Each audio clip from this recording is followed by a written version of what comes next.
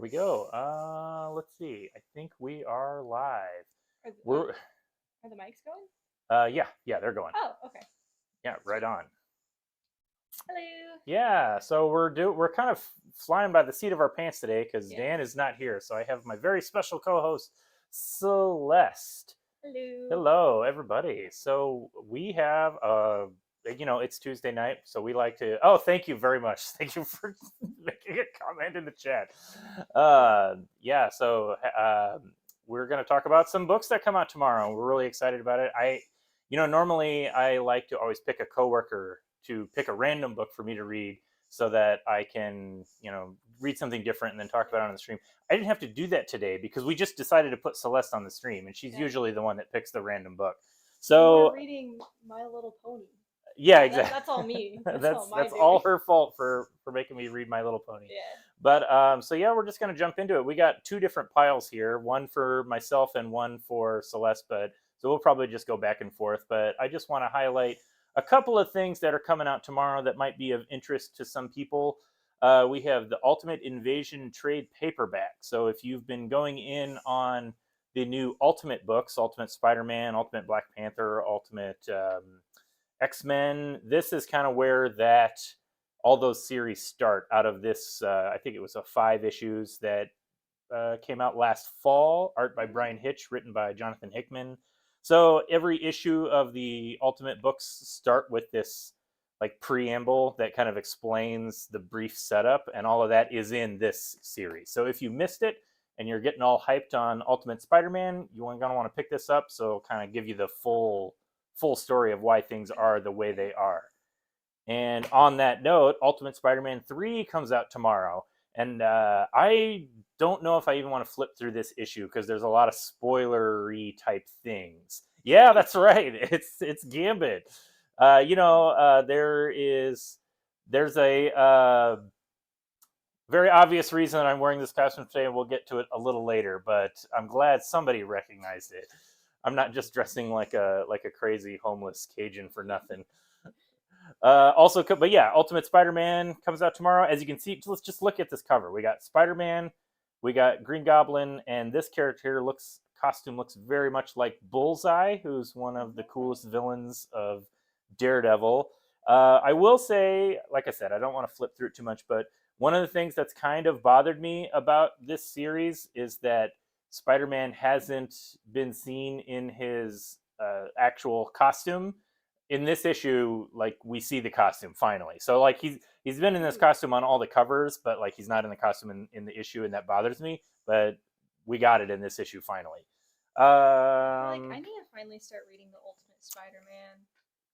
Yeah, I started reading the Black Panther one. I like that. You like Black Panther? Yeah. Hey, did you read any of the other ones? No. No. Oh, okay. I just picked up the Black Panther one because the cover looked cool. So. Yeah, it had some cool looking covers for sure. I read the first issue. I didn't read issue 2. I think that has come out. It's still all pretty new. Yeah. But I'm mostly liking Ultimate Spider-Man. Yeah, I'm reading some other Spider-Man comics, and so I feel like I should pick up that one too. There's also Ultimate X-Men. Mm-hmm. Yeah. There was just a comment about if your mic is on. I believe your mic is on. Are you just a really quiet talker? Am I just really loud? Say something. Hello. Is it on? Sound off in the chat. Yeah.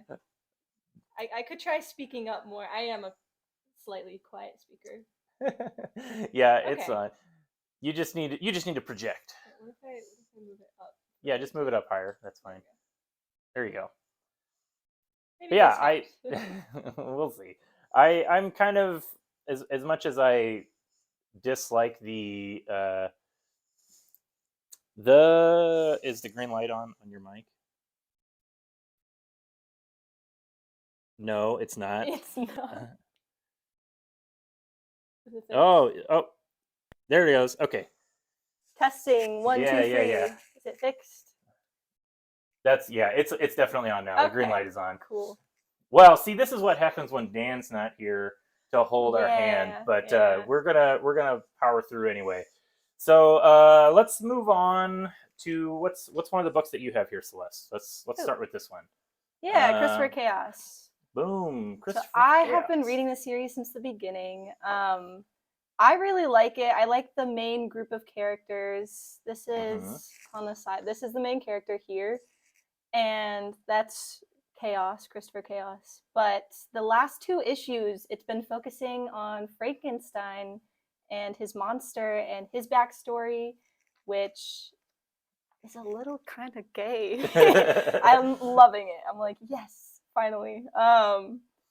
And so it's very bloody, very gory, very sad, but I'm loving it. I can't wait till it gets back to the main storyline because this is all the backstory. And we left off at a pretty crucial point. Like they're all on the run, like on the run from the bad guys, and I just really want to know what happens to them. But no, it's a fun story. I like So you this. got vampires. Yeah, she's so cute. She's like, I'm the queen and you're the random prince. She's like playing Oh, I pretend. see. She's Yeah, like a so she kid finds playing Frankenstein, or Frankenstein's Frankenstein's monster. His name monster. is Adam in here, and she helps him out. And I'm hoping she like teaches him humanity more so. Hmm. Um, but yeah, very sad story. Almost every single panel, he looks depressed. But yeah, you Well, got I like, mean, Frankenstein's a pretty sad story. yeah, yeah. But I haven't read it, but yeah, I believe so. I think I read the first two issues of this when it was one of the ones that you had picked out when yeah, I mean when it came out like 8 months ago. But yeah. yeah, it's pretty solid. It's written by James Tinian, who he writes a lot of comics. He does a lot of horror comics. He also is writing that what's the I've already forgotten Blue Book that I've talked about on this series a few times Hmm. the about alien abductions and stuff. And so yeah, he's a good writer. It looks like he's got a lot of range because this isn't strictly a horror book. I don't think Christopher Chaos. To No. me, it feels more like kind of like a little bit like the X-Men, but for like a new generation. Because Yeah, instead of just the whole mutants, they're all just like monster characters, right? It's like a vampire and a yeah, werewolf and a Frankenstein. yeah. There's a vampire, a werewolf character. One of the main characters, she's a witch. She's pretty Mm-hmm. cool. The main character, he actually takes over from Frankenstein, so he's bringing back to life like a dead pigeon and stuff. It's really Mm. cool. So he's super smart doing experiments in his basement.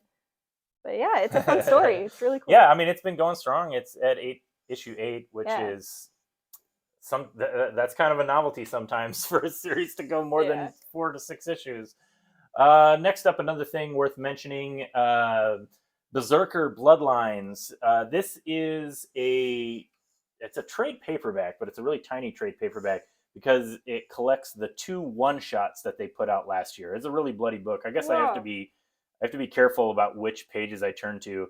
So this story, one of these stories, is written and drawn by Steve Scroce or Scroce. I'm not sure how it's pronounced. There's one of my favorite artists working today, and he's got a pretty good likeness to Keanu Reeves there. Uh, Can see why he's one of your favorite yeah, artists. Like he's as soon really as you good. opened it, I'm like, oh, that looks so good. Yeah, he's very detail. Like he's got so many lines on the page, and it's really like bloody and gory when it needs to be, which works for the Berserker story. Like there's gross monsters in it. But yeah, so this has 2 short stories. You got the one by Steve Scroce, and then another one that came out earlier last year called Fallen Empire, and that one is by a different creative team. Mattson Tomlin, who actually he wrote a Batman series that I like called Batman Imposter, and he was one of the screenwriters of the Batman, the one with Robert Pattinson. He wrote Wow. that movie. So yeah, he's a pretty good writer. I wasn't the biggest fan of that movie, but he's still pretty good.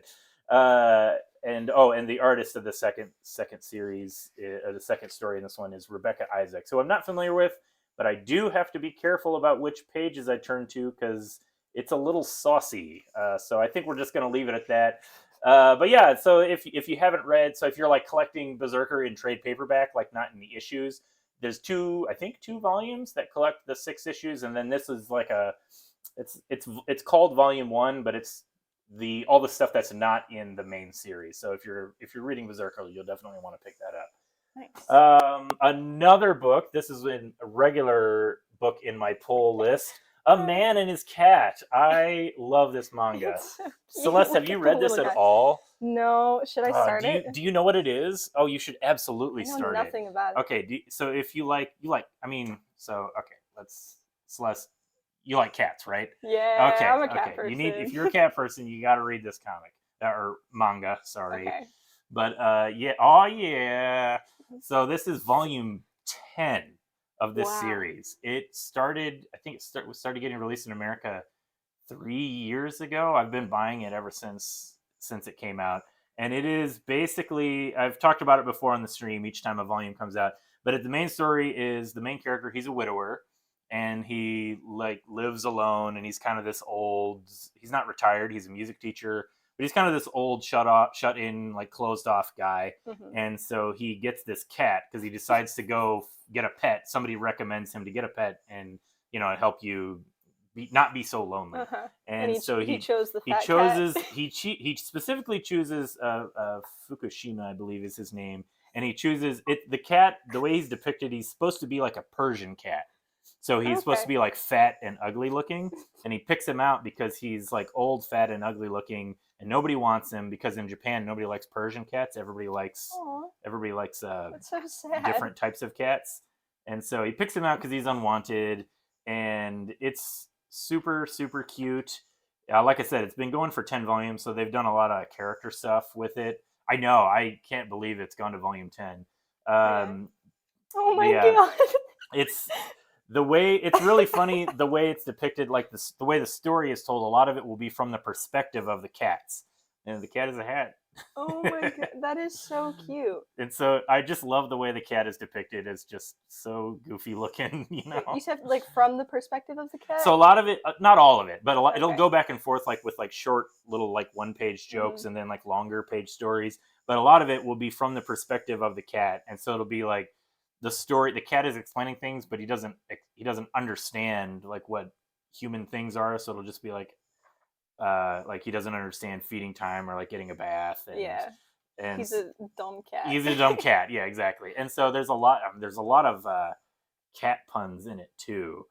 Uh, Everything is, it's super cute, but it's also kind of about music and art as well, which I think, yeah, just like matches the aesthetic that they're going for. Just kind of just Aw. very it's very sentimental. I guess that's the way I would put it. Like, so it's a very Yeah. like sentimental kind of story. It's super cute, but it's something I think is also pretty relatable. Like, a lot of it is just slice of life stories, just about literally what the title says: a man and his cat. And Yeah.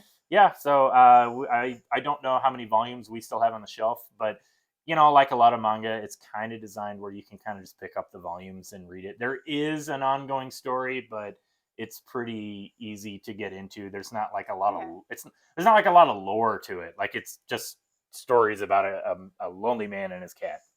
Okay. But yeah, I like really, that. I do really like Uh-huh. it. One of my favorite slice of life comics back in the day was just about birds. Uh, Just birds. Birds, that's great. Yeah. Yeah, birds are great.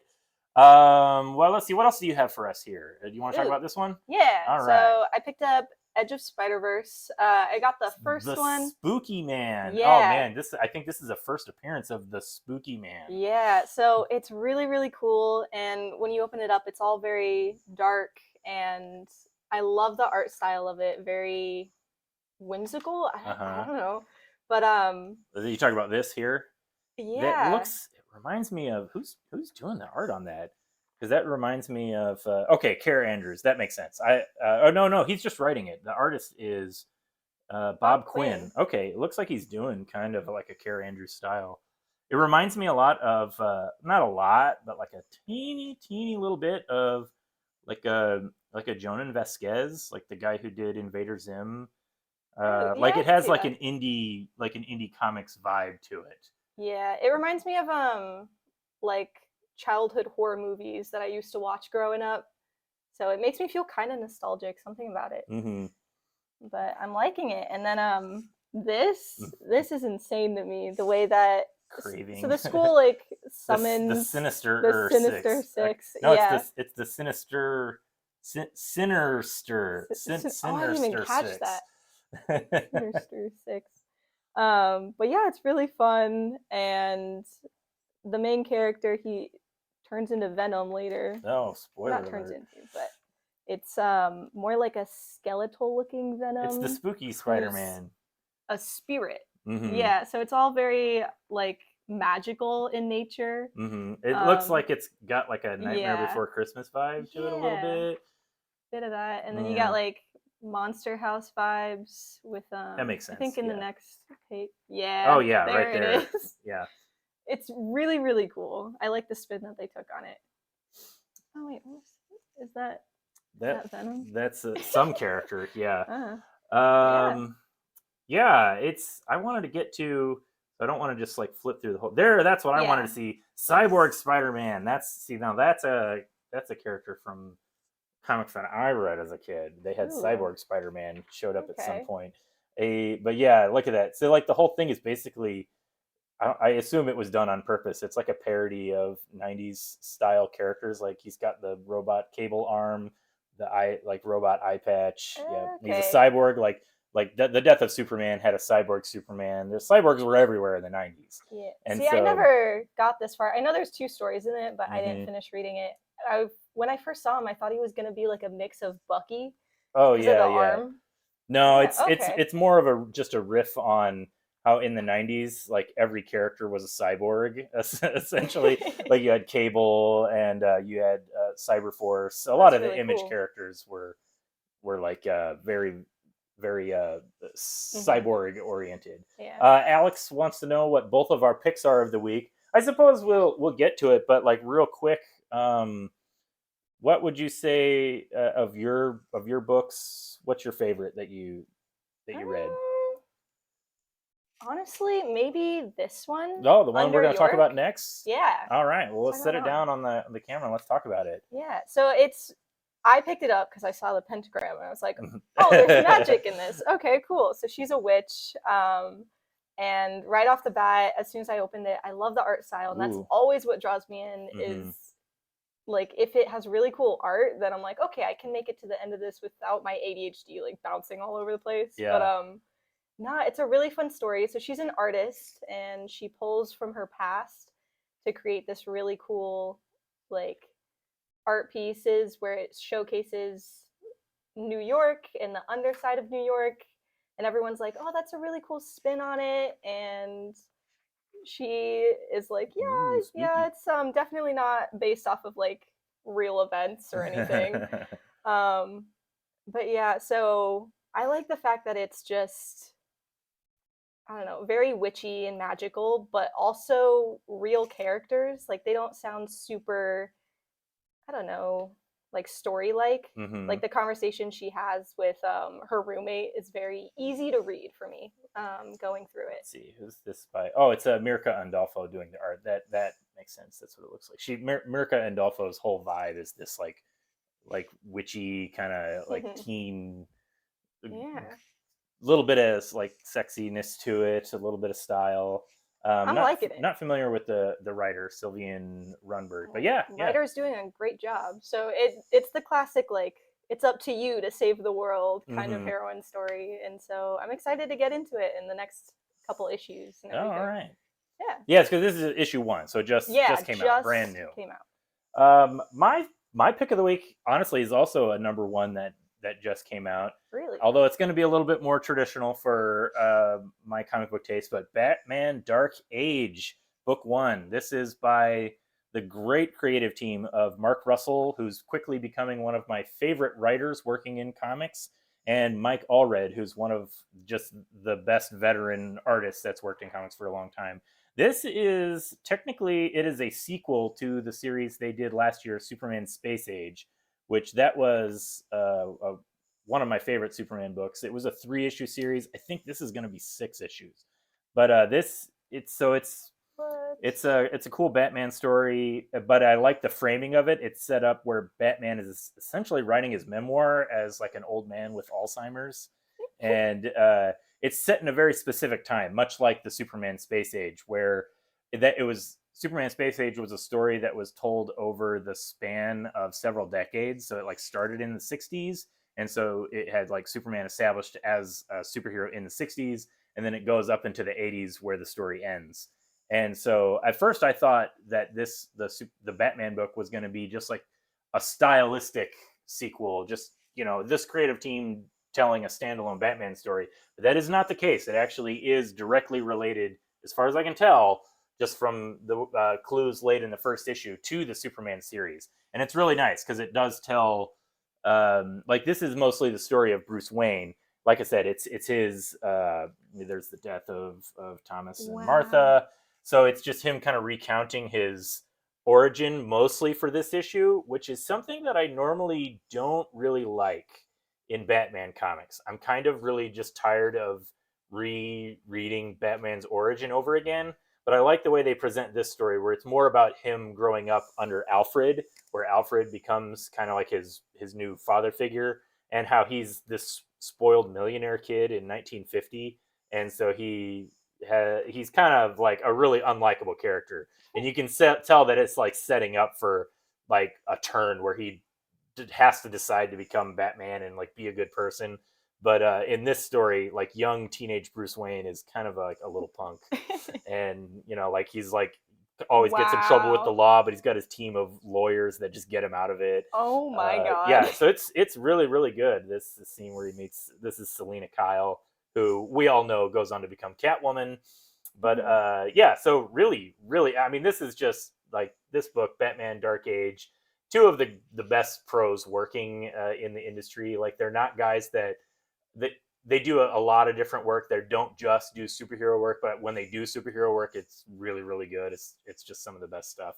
So yeah, that's probably my pick. There's and this is, I haven't even talked about some of my other favorite books that came out this week, but yeah, Batman Dark Age. It's a number one, so that's, it has that newness to it, like that freshness. Yeah. So that definitely goes right into it goes a long way. Yeah. On the subject of books that I really really liked they don't have that newness. New issue of Conan the Barbarian comes out tomorrow. This is issue number 9. So I can't believe this is going for 9 months, and it's pretty strong still. Notable thing about this issue, this is one of the variant covers that I got. I really like that cover of just Conan's like grinning maniacal face with all the knives and swords pointed at him. The notable thing about this one is that this story arc sees the return of the artist on the first series, De La Torre. I think it's Robert De La Torre.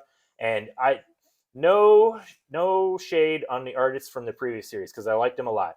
But man, Rob De La Torre is just so good. He draws the best Conan, and I'm also really excited about this issue because we see one of my favorite Conan characters. One of the only characters that I specifically remember from reading the novels is Yag Kosha, who's this weird being who's cursed to have an elephant head. What? As you can see, like in these panels. And wait, that's not a mask? No, it's not a mask. He has he's like this weird creature, like he's like a sorcerer. Oh my god! And he has this elephant head, and he's like a weird.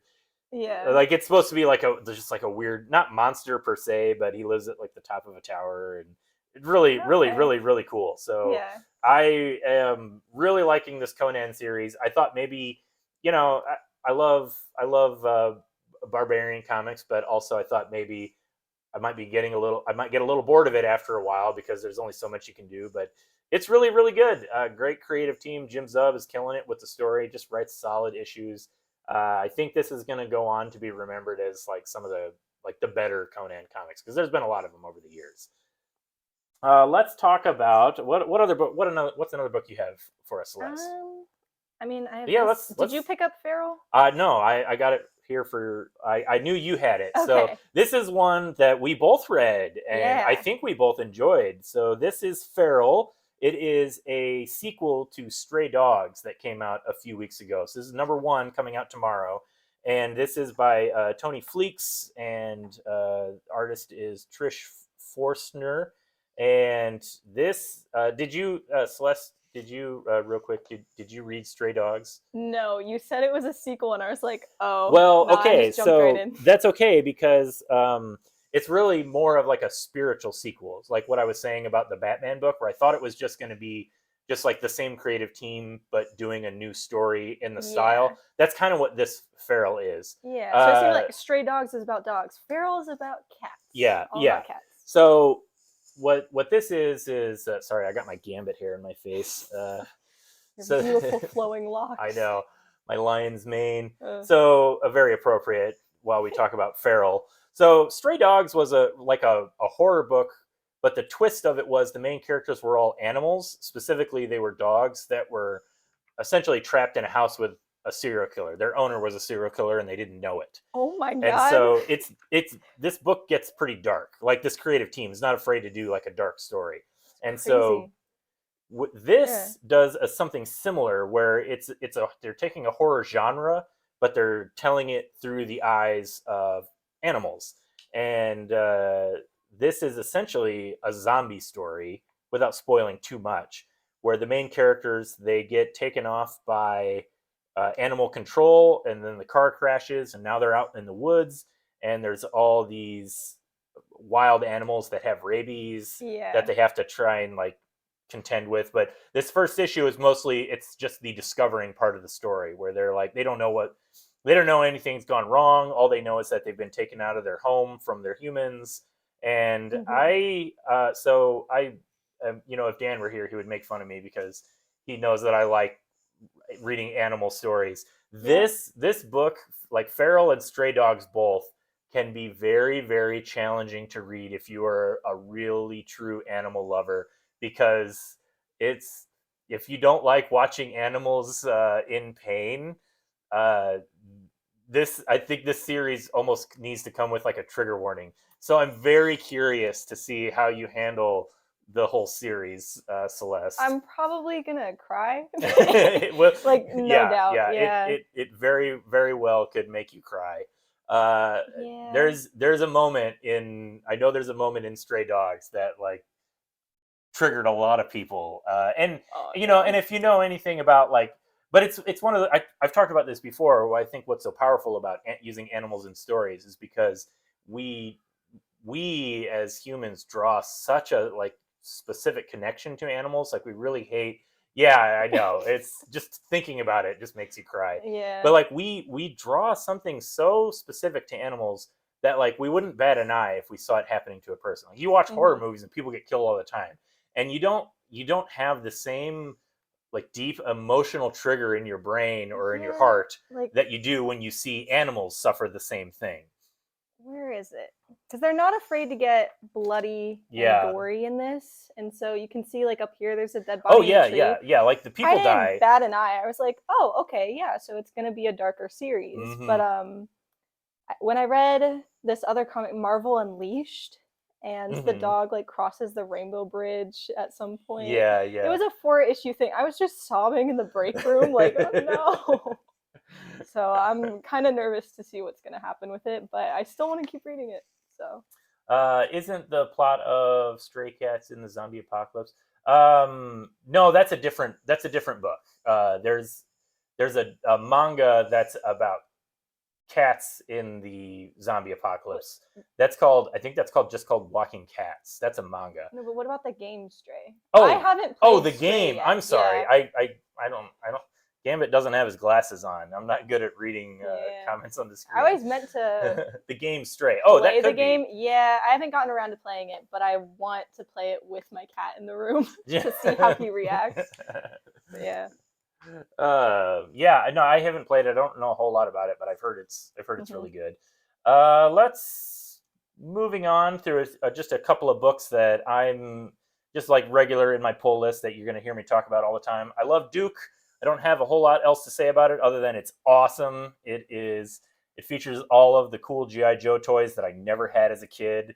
Ooh. The jet and the tank and I think that's the bridge laying vehicle. The bridge laying vehicle. The famous bridge. Yeah. No, I don't think it is now that I think about it. That's something else. But anyway, yeah, just such a cool comic. You got Scrap Iron there. Oh, wow. Like, I love that they stick to the original toy designs. I know it's funny, like, having Celeste as our co-host in this episode instead of Dan, because I don't know if there's anybody that works in the store that could be less interested in a GI Joe comic based on No, toys from I'm the so 80s. interested in it. Look at how cool it looks. Like It's- it's just like the toys that I played with growing up. Yeah, you know, in the way back in Yeah. 2007. They're the little like green army figures, right? So close, but not quite. But Yeah. anyway, Duke, this issue 4, this is the penultimate issue. The series ends with issue 5. Very, very excited to see where it goes. Another book, just to kind of blast through. Another book on my pull that I'm always excited about. Local Man. I love this comic. It is just a tribute and an homage to 90s era superhero comics. It's written by Tony Fleeks, is one of the writers and artists. He's the guy that writes Feral and Stray Dogs that we just talked about. Ooh. And he does great work. I'm really liking it. This issue is kind of a send up tribute to the classic like Good Girl Bad Girl comics of the 90s. And the story, it's like tells a flashback story of this villain who creates an apocalyptic event where all the men disappear, and it's just like a paradise for all the women characters. Ooh, I might have to pick this up. Yeah, you might like it. Look at But then, that. of course, bad things happen. Oh yeah, and we got some famous cameos here, like Witchblade is the only one I know immediately, but a lot of these characters are old Image characters. Yeah, it's fun. It's great. It moves the story along. Admittedly, much like GI Joe, this is a comic that is just like geared toward me and my taste. Bad Girl And me special, and my yeah, taste. Look at that cover. and Dan's taste. Bad Girls, Yeah, Dan like would love It's a shame that Dan can't be here for the Bad Girls, but Yeah. it's a good one. All right, what's another one that you got for us? Ooh, so I picked up Spider-Punk. Hells yeah. So this is issue 2. I started reading issue 1 and I really liked it. I said it before with that other issue, you can just jump right into it. There is another series that came out right before where the main villain in that was Osborn, but in here the main villain that they're fighting is Doc Ock. So it's really, really cool. Oh, I find it funny whenever they do this. Like, it looks so cool and epic as a close-up of just the eyes and then just the mouth. But then together, It does look a little like it looks like it makes should me be. giggle. Yeah, that is weird Yeah. because like. But every now and then they do panels like this, which I love. Oh, the where it's horizontal like the full panels. page, and at the very end too. Oh yeah, really That's cool a nice art. double page splash. But the very end. Oh yeah, So I we're really going, like that. How full 90s with that one. How it's set up. It's a fun series. It's really fun to read. Easy to read, I should say too. I like reading everything in their voices. Oh yeah, Rhino shows up at some point. So I like how you get to see all the classic like baddies. But I like to read it in their voices, and I found out that Rhino is Russian, and I can't for the life of me do a Russian You can't accent. give me a little Russian accent right now? Like give me your best. What is... Like read a line of dialogue for him. Oh, buddy. Maybe the other one, Spider-Punk. Think you're gonna that's all you got. No, you can do it. Uh-huh. Gonna crush you into paste. Now see, that's a Russian accent. Yeah. Well, I watched a lot of the 90s X-Men cartoon, and Colossus was my favorite character. Or one of. I had like 12 different favorite X-Men characters. But yeah.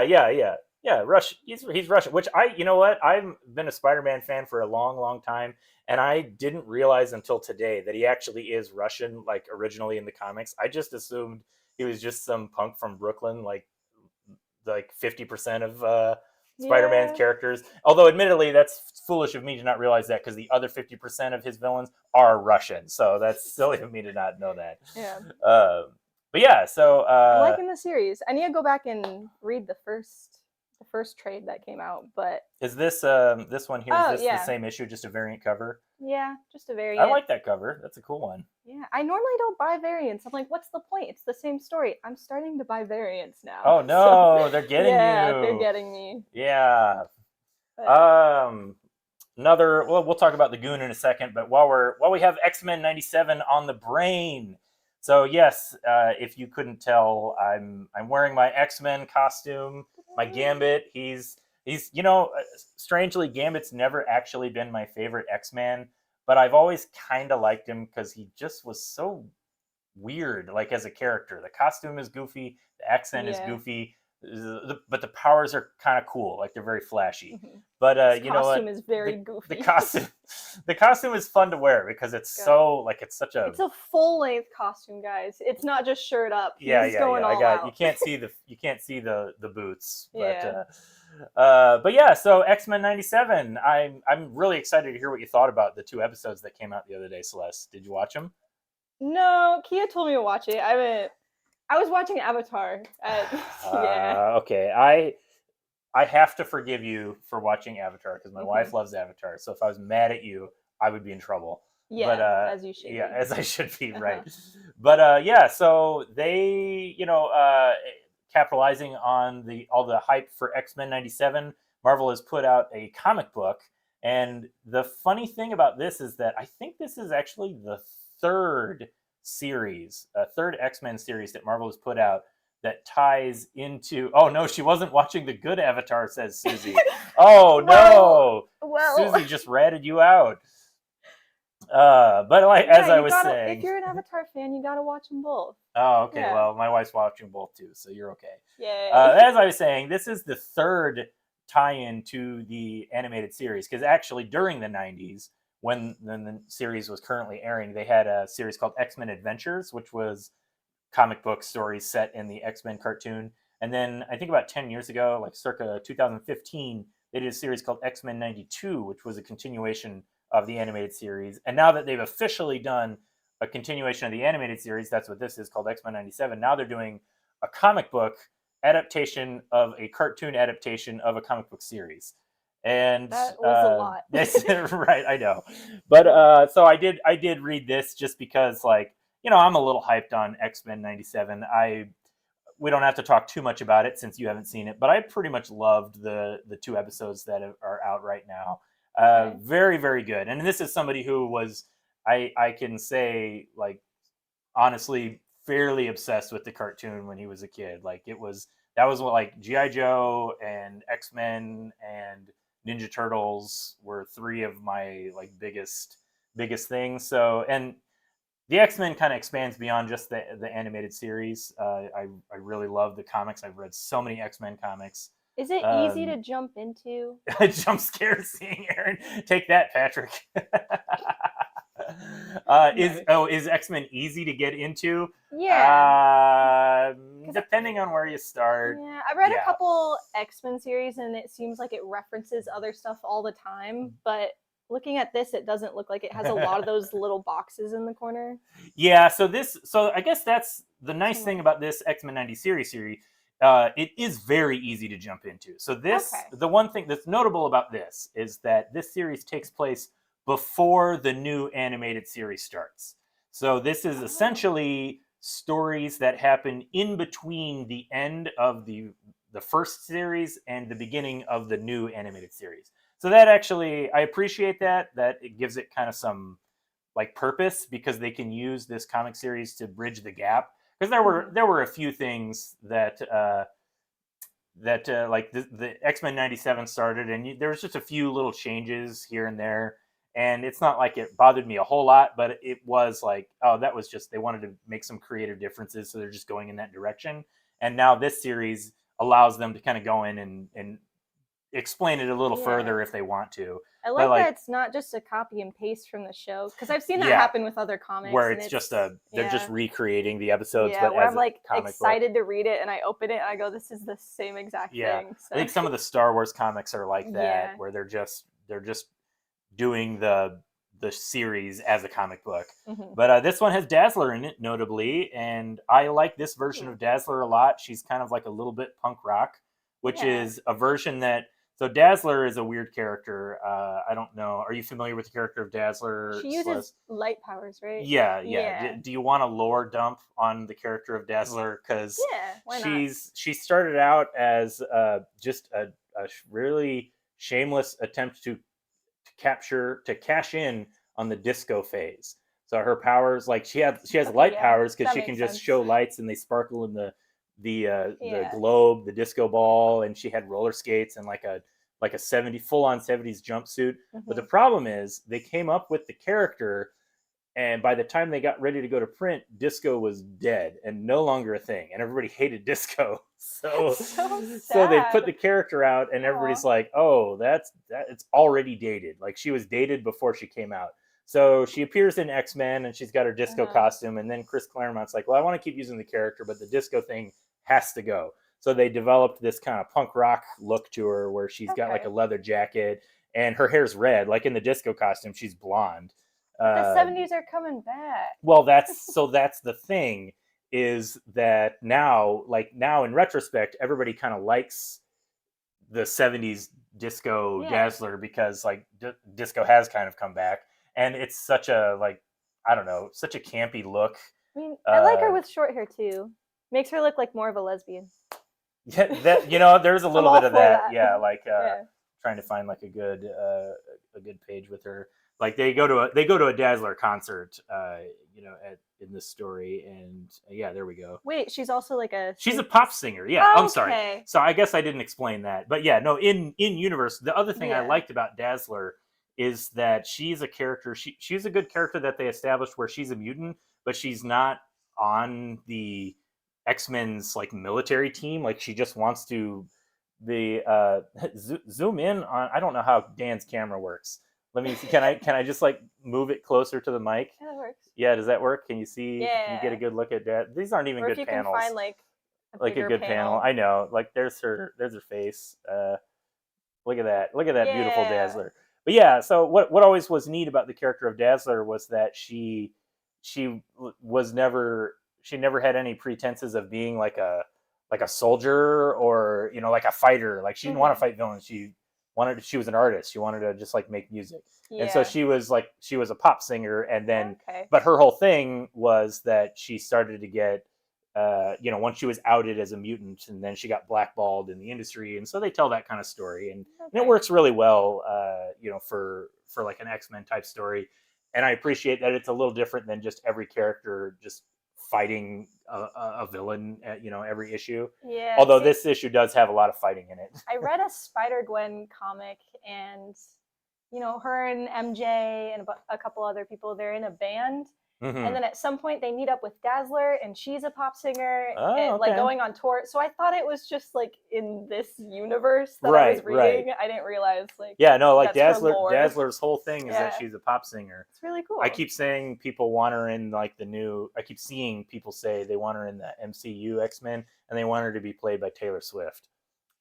Yeah, I could see that. That'd be fun. I mean, That'd yeah, be a see, lot of fun. they know what they're doing. They know Yeah. what the Zoomers want. Yeah. Okay, I think we just got two more books left. We're nearing the end here. Yeah. We'll save mine for last. What do you have here, Celeste? This is Gods, number 6. So I haven't read this issue, but I read the first couple and I really liked it. So I keep up with buying them, but I'm getting Mm-hmm. behind. Like Oh I need no. to binge them at some point. Yeah. But it's really, really good. I like it so far. I don't know if you're interested. I'd say check it out. I don't know exactly how it ties in with everything else, Mm-hmm. but because I normally don't read Marvel stuff because it's hard to keep up with. Yeah. But this one feels like a very standalone sort of story. Yeah, I read the first issue. I think we talked about it on the stream when it came out, Yeah. and it definitely feels like it's just kind of. It says this is written by Jonathan Hickman, who also wrote the Ultimate Invasion and set up all of the Ultimate Universe books, Mm-hmm. and it sort of feels like very similar to his Ultimate books, where this series is just kind of its own thing. Yeah. It does exist in the greater Marvel universe, but it doesn't, like, it's got mostly new characters, and Mm-hmm. just Like kind of telling his own this story. white-haired girl, I'm really liking her because she has a lot going on as far as Mm-hmm. deciding between like her work and her love life, from what I remember in the first couple issues. And so I don't know, she seems like a very powerful, strong lead woman character. So I'm Yeah. liking it. Yeah, it's solid. Yeah. I was worried when the first issue came out that it was the first issue was a good standalone issue. I think that's even what I said when I read it, because I read it like right after reading Ultimate Invasion. And my complaint about Ultimate Invasion is that it's so spread out and there's no, like, it's all set up. There's no story to it. And but Gods, like, I don't know, I didn't read any more issues beyond issue 1, but I really appreciated that issue 1 was a story, like with a beginning, middle, and an end. Yeah. And so I'm hoping that he continues that. Like each issue is kind of its can stand as its own thing, and it has so far. Just like looking from the outside, like following comics, I haven't seen that it's like crossing over into anything, and it doesn't seem to be like you have to follow this book to understand what's happening in Gods. Yeah. It seems like it's just kind of its own thing, and that's what I good. like, because I only recently started getting into comics. Yeah, so. yeah. Yeah. All right. So what's your last issue? My last issue is something that comes out so sporadically, I barely even remember that I like it. It's The Goon. The Goon. This is written and drawn by Eric Powell. He's kind of he's a veteran of the comic book industry. He's been making Goon comics since the 90s. I love his art. Just really, really fun cartooning, but I like the way he mixes it up with, like, he'll have characters like with a realistic style, but then he has his characters that are very stylized. Like the Goon himself is like he's the character is supposed to be like a classic goon, like a henchman for like a villain, but he's like a professional goon. The series is very comedic. There's just like a lot of jokes. It's really silly. It's kind of interesting reading it. It's kind of interesting that he's still making Goon comics, because I read this. And it definitely, the kid. That's the kid with the duck. He just like carries around a duck. Aww. And he's just a little guy. He's just a little guy, yeah. But like, it feels very, very 90s. And I know, since Celeste, you weren't around in the 90s, you don't know what that means. But wow. Yeah, it looks very old timey. Yeah, old timey. Not just because it's in black and white, but it's just the style of it. But like, look at his little Newsies hat. Yeah, exactly. Yeah, and like this character here, very very stylized. But yeah, this is fun. It's a really good comic. I really like Eric Powell. He just like he's one of those guys. In many ways, he's kind of like your favorite artist. Like he's so good at what he does, but also what's great about him is that he's just doing what he does on his own terms. Like he doesn't do like a lot of he's probably done some random superhero work, but like he pretty much spends his time just writing and drawing his own comics, which is really, I mean, it's really respectable, because it's really difficult to do. So the fact that he can do that is amazing. But yeah, so this is a new 4-issue series. There hasn't been a new Goon series in several years, and I'm always happy to see him do new work. So 4 issues. I could do 4 issues. Yeah. That's not that much to sign up for. Right. But yeah, so that's all I got. Oh yeah. Now I'm like, now I want to see. Celeste's curiosity is piqued. There's been so many Goon comics over the decades. I can't believe I'm actually saying that, but yeah. So there's a lot of Goon stuff out there. Is this like a standalone, or should I? It's just like a new standalone story. You don't need to. I don't think you need to. Like all of them are designed. You can just kind of jump in and enjoy it. What's that? It's terrifying. Yeah, Celeste is. Oh my god! I specifically didn't show some panels, but no. Like you can flip it. Yeah, there's whatever a lot of this like is. Creepiness. Yeah, there's magic involved. There's like it's like a dark gothic comedy. Looks like someone's face just sewn on. Well, that's what it is. Oh, that's disgusting.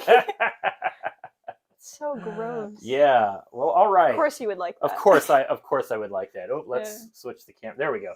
But yeah, Susie says she's crossing her fingers for the next Deadpool movie, for Dazzler, I assume. You know what? If Dazzler is going to show up anywhere, it's going to be in Deadpool. And not to show my age too much, but Dazzler actually does appear in one of my favorite Deadpool comics from like 20 years ago. It's just drawing the thread here. She appears in an issue of Deadpool, and it's written by Gail Simone, who is going to be writing the new X-Men series in a couple of months. So we're going to talk a lot about that when the time comes. That's all just useless information that now you know that you heard. Yeah.